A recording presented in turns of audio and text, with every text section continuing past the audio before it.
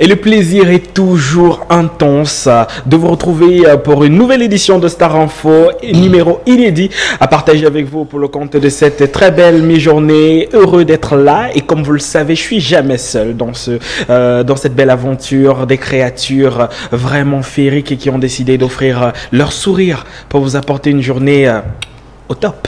Admirez celui de Gabriel Messina. Bonjour Gabriel Messina. Bonjour David Kevin et bonjour à vous chers téléspectateurs. Alors j'ai parlé de sourire, vous avez validé? Oui, certainement. Vous allez bien? Super bien, je suis déjà prête pour commenter l'actualité. Et nous on est content de commenter cela à vos côtés. Et vous n'êtes pas seul, vous êtes aux côtés aussi d'une reine de beauté. Elle s'appelle Vanessa Ngama, à suivre de très près. Bonjour Vanessa. Bonjour David Kevin. Vous allez bien? Très bien, merci.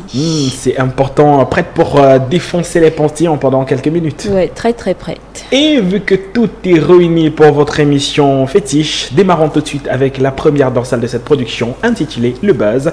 Et c'est juste après ceci.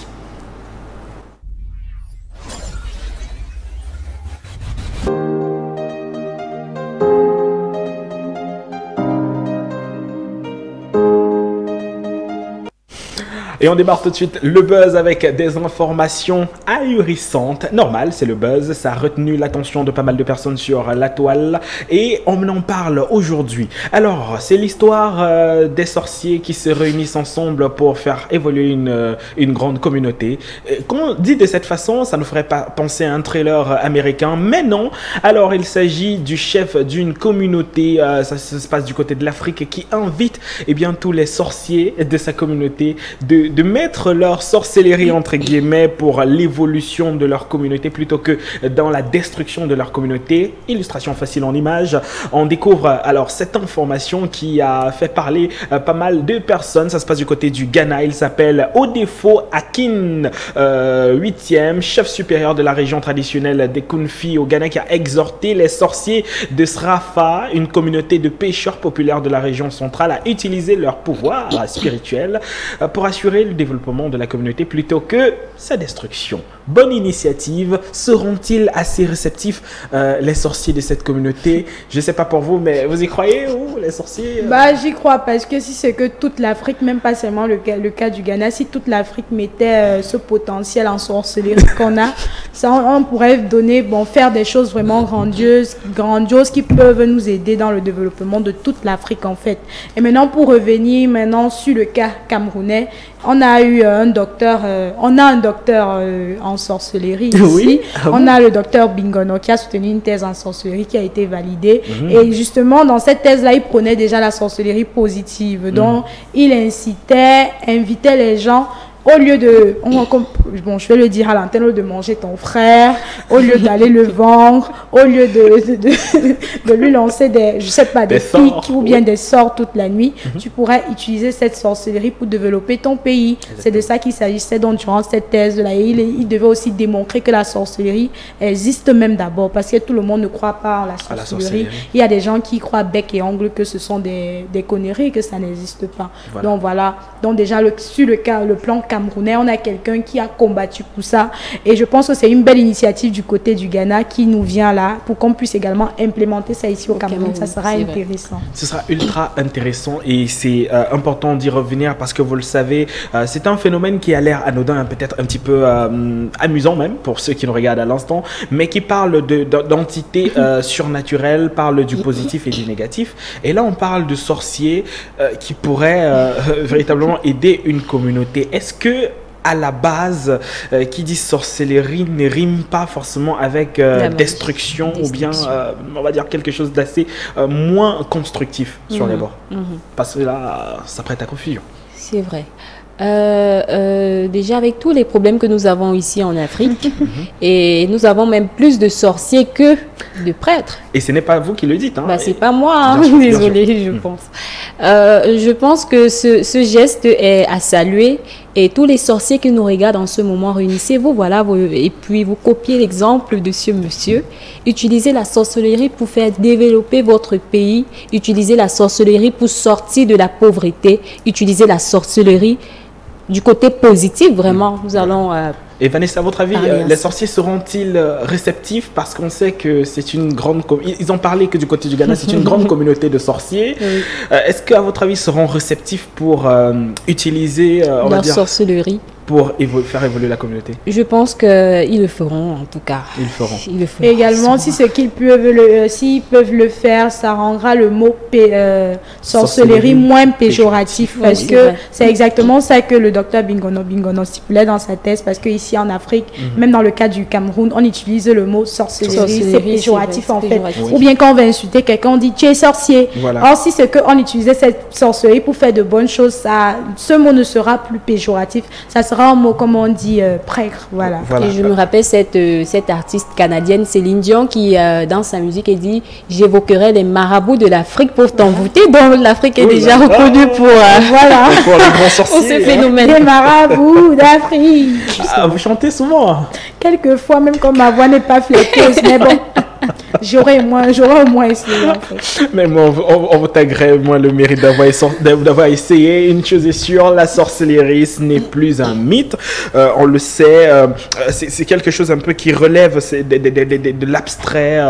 C'est quelque chose d'assez décalé. Et vous le savez, qui parle de sorcellerie parle des choses que pas mal de personnes n'arrivent pas à appréhender. C'est quelque chose d'assez, on va dire, versatile comme cela. Et ça tombe bien parce que la sorcellerie, ce n'est pas que piquer tout le monde, c'est de faire apparaître aussi les choses les plus improbables. Tenez-vous tranquille, une femme a fait apparaître Jésus dans une pièce en cristal. Sorcellerie ou pouvoir magique encore. Là, la question devient ultra grande. Illustration en image avec cette autre actualité bien qui se déroule du côté du Nigeria. C'est une prophétesse qui invoque Jésus, avec petit J bien sûr, puisqu'il a apparu sur une pierre en diamant. Jésus est donc revenu. Allons du côté du Nigeria. Mais moi, je voulais vous dire un petit peu comme nos amis qui ont posté le truc, rions seulement parce que ce sont des conneries. Ce n'est pas vrai du tout et ça fait un buzz de dingue. Et elle a réussi à faire croire à tout le monde. Enfin, vous pouvez regarder les images. Vous voyez une foule de personnes qui sont venues mater le Jésus cantonné. Et bien dans ce cristal-là, Gabriel, un Jésus en cristal, vous en voulez? Je n'en veux pas parce que j'ai pas de preuve que c'est d'abord un Jésus qui est à l'intérieur. Et également, ça me vient directement, j'ai en image de ce Jésus qui avait également apparu dans la maison d'une femme, je pense que c'était du côté d'Odia. Ça avait également fait le buzz, elle disait que Jésus a apparu sur son mur et tout. Et quand les gens arrivaient, ils partaient regarder, ils disaient que, ah là là, soit elle a dessiné, soit on ne sait pas d'où cette histoire, cette image sort. Donc, je pense qu'on a affaire à une histoire pareille également, mais cette fois-ci, c'est un Jésus cantonné dans un cristal. Dans un cristal. On va dire que ce Jésus-là, il souffre réellement, il apparaît sur des murs, cantonné sur des cristals. Bientôt, on verra peut-être un Jésus sur une chaussure, ou bien, je ne sais pas, ou bien dans un téléphone. Et on verra nous faire croire que là, ce n'est pas une photo. Et ce n'est pas une photo. On sait que, eh bien, hier, pour ceux qui nous regardent aujourd'hui, on célébrait l'Ascension. Quand on voit cela, est-ce que Jésus qui monte au ciel ne vient un tout petit peu, enfin, vous voyez, c'est un petit peu décalé quand même. Mais là, comment est-ce qu'on peut justifier le fait que beaucoup de personnes aimeraient s'approprier Jésus? On aimerait vraiment personnaliser Jésus. Ça veut dire, on peut dire, voilà, Jésus, il est apparu dans mon smartphone. Je préfère qu'il en reste là. Est-ce que c'est véritablement ça le truc, l'idée en fait? Je pense pas que c'est ça l'idée. Déjà, nous ne savons pas si Jésus était noir ou il était métis ou il était blanc. L'image que je vois de Jésus, je ne sais pas vraiment, réellement, je ne sais pas si Jésus était noir, il était blanc ou il était quoi que ce soit. Mais Jésus peut apparaître sur toute forme. Parce que Jésus, c'est la Trinité. Oui. Le Père, le Fils et le Saint-Esprit. Donc, il peut apparaître n'importe où. Amen. Voilà. Amen. David Teva, arrête. D'accord. Mais c'est important de le signaler parce que, vous le savez, on a fait allusion à la Trinité pour revenir au cas des obédiences assez bien établies. Le Père, le Fils et le Saint-Esprit. Ça veut dire eh bien qu'on ne pourrait pas cantonner cela seulement un petit matériel. à un accessoire. Mais pour moi, c'est un peu paradoxal parce que ce Jésus qui est monté au ciel hier, il a encore redescendu pour apparaître dans le cristal de cette femme. Voilà. C'est incroyable et c'est fou en même temps. Donc, on peut en rire quand même. Oui, on peut en rire. Autre actualité, cette mi-journée dans le carré du buzz. On n'a pas fini de vous surprendre avec ces informations de ouf. On le sait, ce n'était pas uniquement le Jésus qui a fait bouger tout le monde, mais encore bouger toutes les lignes. Tenez-vous tranquille, il y a des personnes qui réussissent à trouver des justificatifs assez improbables lors des contrôles routiers. L'affaire se déroule du côté du Japon. Il y a un phénomène qui s'appelle l'autobrasserie, qui est un phénomène scientifique qui consiste pour le corps humain de produire de l'alcool. Donc vous restez en situation de stress, vous produisez de l'alcool au point où si on vous fait passer le test, on pourra effectivement dire que vous avez de l'alcool. Mais la petite nuance qu'il faudrait rajouter à cela, c'est que c'est un phénomène qui arrive sur très peu de personnes. Et comme l'excuse est bien partie, alors il y a un monsieur du côté du Japon qui, lors d'un trafic, lors d'un contrôle, a été testé et effectivement a été reconnu positif de consommation d'alcool. Et lui, il a invoqué le phénomène d'autobrasserie. On découvre en image. Alors, c'est une histoire qui nous a fait un petit peu rire. C'est un Japonais arrêté ivre au volant de sa voiture qui a invoqué le syndrome de l'autobrasserie, comme je vous le disais. Il dit que son corps à lui produit de l'alcool. Moi, je vous dis, si ce phénomène arrive au Cameroun, on est mal parti parce que là, vous imaginez un petit peu excès de vitesse. Non, c'est mon corps qui produit de l'alcool et pas n'importe quel. Pour moi, c'est un peu un prétexte en fait.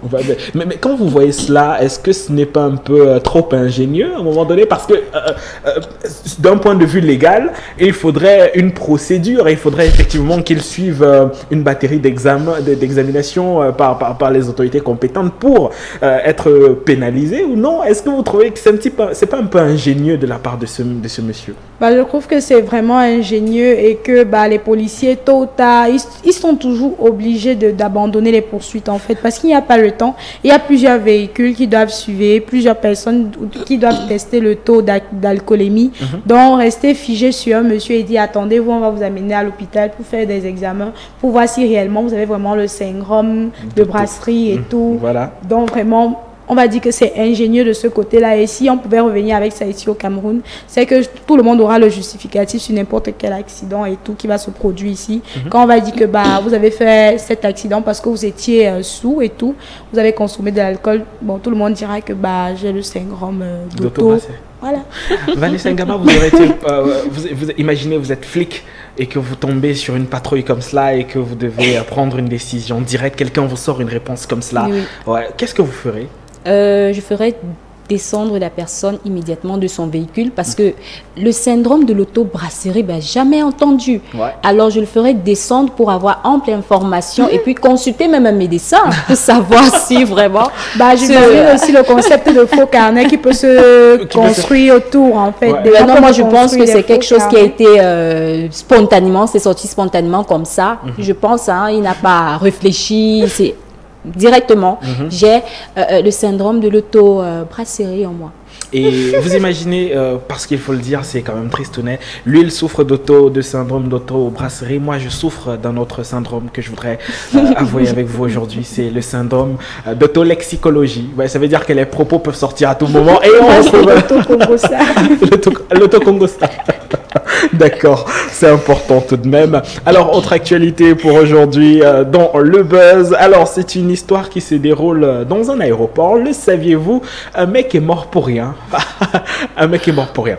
Découvrons en image. Vous allez comprendre cela parce que, c'est une info qu'on n'a pas voulu trop, médiatiser parce qu'on sait que le travail est vraiment d'arrache-pied du côté des aéroports. C'est un Japonais qui ingère 246 boulettes de cocaïne dans un avion et puis qui décède par après parce que ce Japonais dans un vol en provenance du Mexique est décédé après avoir ingéré 246 boulettes de drogue pour essayer de faire passer la drogue du Mexique jusqu'au Japon.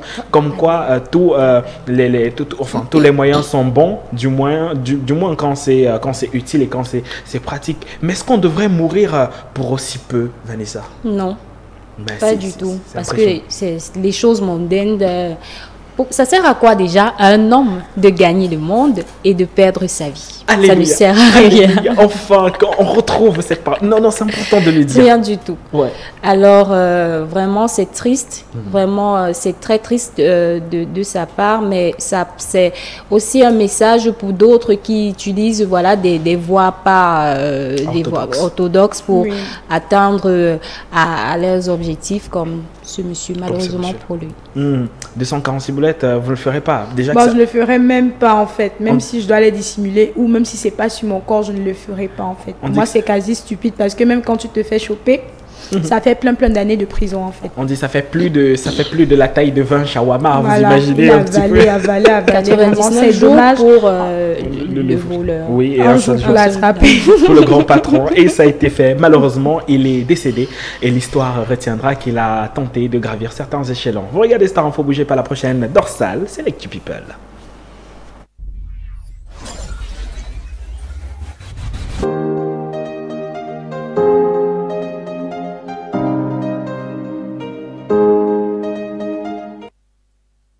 Farmer, puisqu'il s'agit d'elle aujourd'hui dans le carré de l'actu People. Alors c'est une chanteuse pour ceux qui la découvrent à l'instant. Elle a fait les grandes classes de la musique française. Mylène Farmer qui a connu des hauts et des bas. Elle était l'invitée de l'émission 50 Minutes Inside du côté de Paris, où elle revenait un tout petit peu sur son succès, l'époque des Johnny Hallyday, de ses vieilles canailles. Et aujourd'hui, tenez-vous tranquille, elle est au devant de la scène.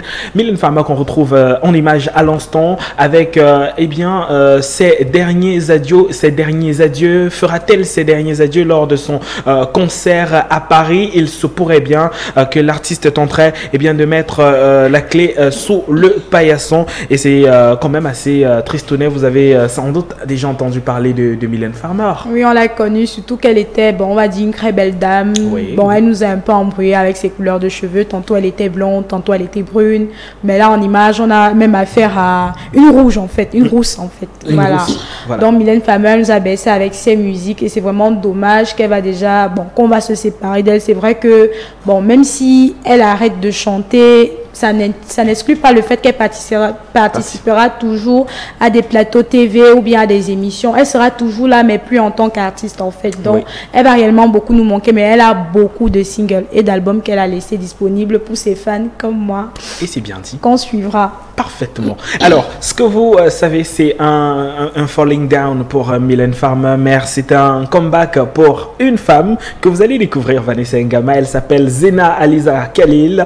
Elle est chroniqueuse du côté de ces midis en Côte d'Ivoire. On se rappelle de la grosse bourde de Zena Aliza Khalil avec peinture, avec le terme peinture qu'elle avait illustré comme étant du P-A-I-N-T-R-E, alors que ce n'était vraiment pas le cas.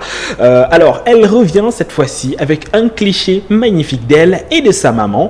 On connaît la chroniqueuse pour ses formes assez généreuses, pour sa silhouette impressionnante. Découvrez Zena Aliza Khalil aux côtés de sa maman, charmante, et elle fait véritablement son comeback. Alors, vous avez sans doute aperçu cette femme. Comment est-ce que vous jugez cette photo de Zena Aliza Khalil aux côtés de sa maman, ma chère Vanessa? C'est complicité plus. Complicité, voilà, complicité.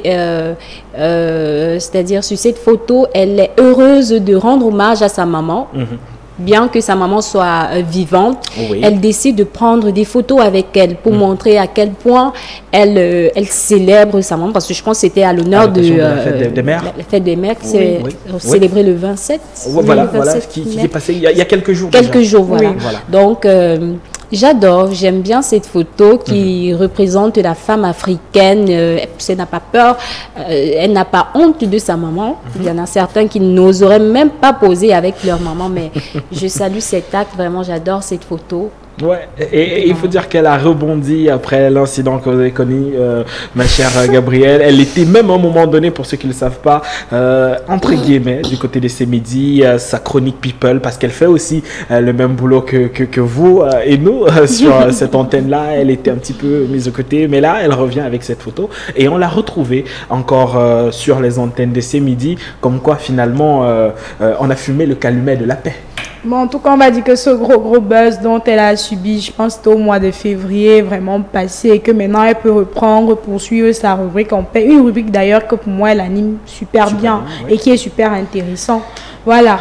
Donc, maintenant, ce cliché avec sa mère, c'est, on va dire, comme Vanessa l'a souligné, c'est vraiment une très belle photo d'elle et sa mère. Africa, elles sont africaines. Après, à l'africaine, on a affaire à la vanille et le chocolat, c'est vraiment très beau.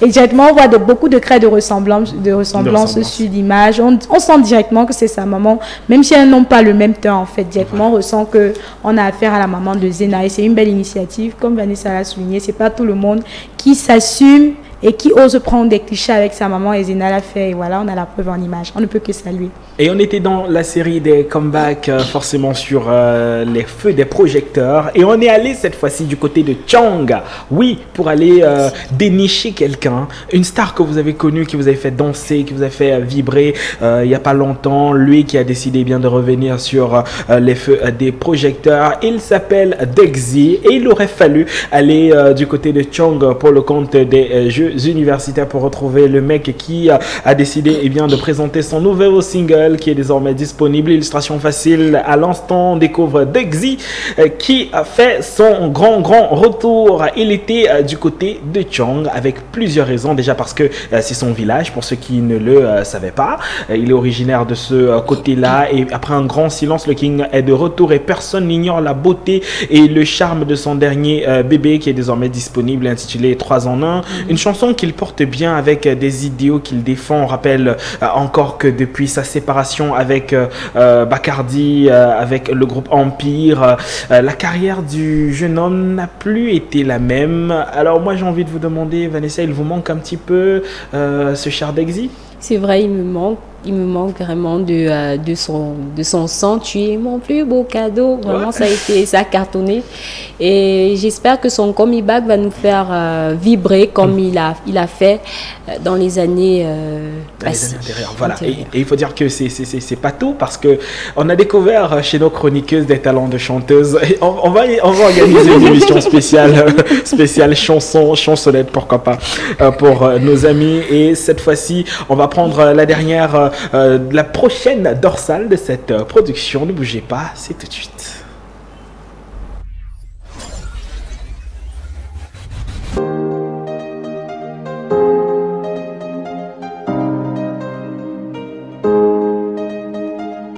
Et les tops, c'est tout de suite avec le choix de nos amis les internautes. N'oubliez pas d'aller sur la page officielle Star Info, au pluriel, et vous découvrirez les photos de l'été. C'est désormais disponible. Vous avez eu à découvrir une Vanessa Ngama sur les photos de l'été, bientôt avec les photos de la plage, et aussi Gabriel Messina, que vous aurez l'occasion de découvrir très bientôt.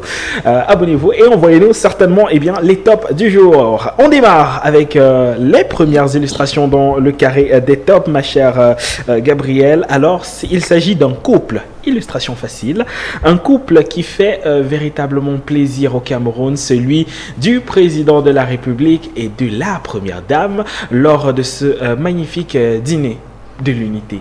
Vous validez la tenue? Je valide la tenue que la première dame a abordée pour la soirée de gala au Palais de l'Unité, le 20 mai dernier. Oui. C'est une très belle tenue, c'est du rouge avec du doré. Et encore, elle a encore cartonné sur la couleur du sac.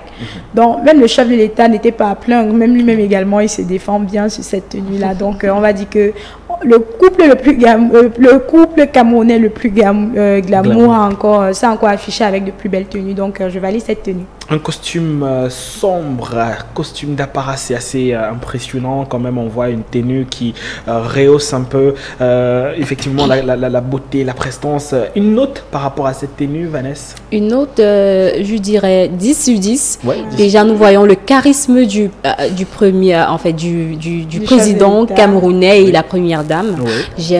J'adore, je valide. Validé. Allez, il n'était pas seul au menu aujourd'hui. Il y avait aussi Jackie Appiah qui a fait son comeback, et on le sait, elle est aussi très jolie. On le sait, cette image a été prise du côté du plateau de RTI, de nos amis de la Côte d'Ivoire. Clin d'œil à vous. Alors, très belle tenue Un mot par rapport à cette tenue? Oui, on m'a dit que c'est du bleu. Je pense que c'est du bleu piscine. Bon, pour moi, c'est une très belle tenue.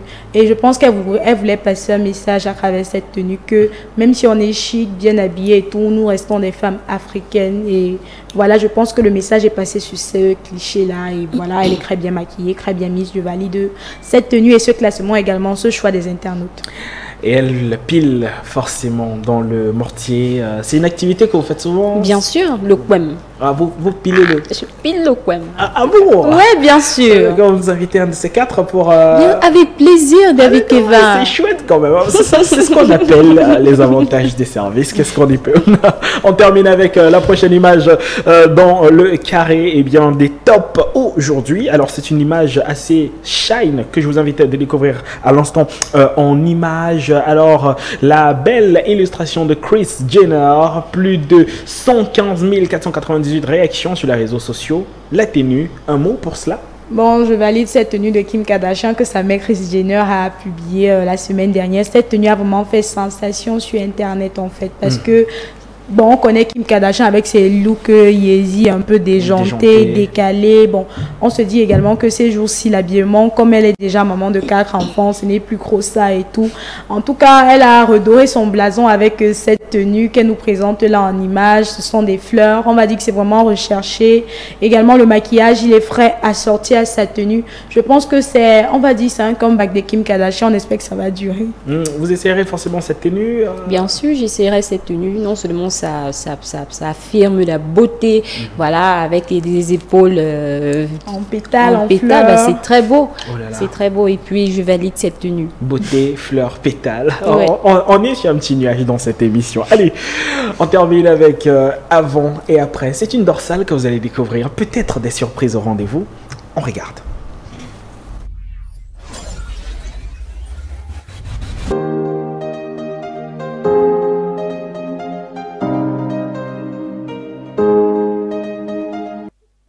Avant et après, la dorsale que vous kiffez à l'instant. Alors c'est un grand choix et moi j'ai envie de vous demander qui sera bien la personne ou encore le monument ou encore l'élément qui sera mis en lumière aujourd'hui. Une idée Je pense à un réalisateur directement. Pourquoi pas? Un réalisateur. Un réalisateur. Avant et après. Oui. D'accord. Une idée Je pense à une actrice. Une actrice.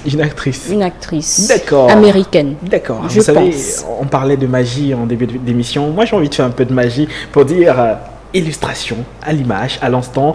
Alors, on parle de David Beckham. Et oui, c'est un footballeur professionnel et on rappelle que sur cette image il est aux côtés d'un grand professionnel du football aujourd'hui et en 2005 celui-là venait assister aux entraînements de David Beckham et en 2019 ils sont collègues, ils sont en train de papoter un tout petit peu comme quoi avec un peu de travail on réussit à atteindre tous nos objectifs et c'est une belle image, vous validez? Oui, je valide ce avant et après, surtout l'après de David Beckham. Directement, on a affaire au Beckham qu'on connaît, l'homme séducteur qui s'habille toujours bien et tout, qui est musclé, sportif. Donc, je valide ces clichés. Vous savez, Vanessa, que David, c'est toujours un peu bien. Oui, très élégant, très chic.